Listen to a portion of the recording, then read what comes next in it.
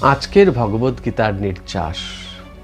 গতকাল যারা বেঁচে ছিলেন তাদের প্রায় সকলের আজ সকালের জন্য পরিকল্পনা ছিল, আর আজ সকালে যারা চলে গেছেন তাদের ছিল রাতের অনেক স্বপ্ন।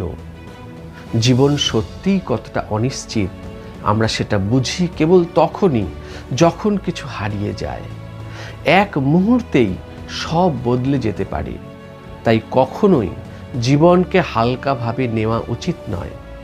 ভগবদ্গীতায় ভগবান শ্রীকৃষ্ণ বলছেন, জাতস্য হি ধ্রুব মৃত্যু, অর্থাৎ যার জন্ম হয়েছে তার মৃত্যু অবশ্যম্ভাবী।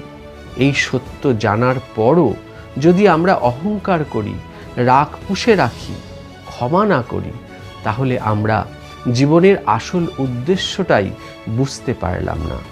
এই কারণেই আমাদের শিখতে হবে বারবার ক্ষমা করতে, মানুষের প্রতি সদয় হতে এবং একটি সৎ ও সুন্দর জীবন যাপন করতে।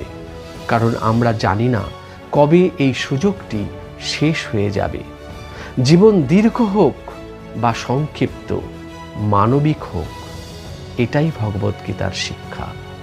এই বিষয়ে আপনার মতামত কমেন্টে জানাবেন প্লিজ। হরে কৃষ্ণ।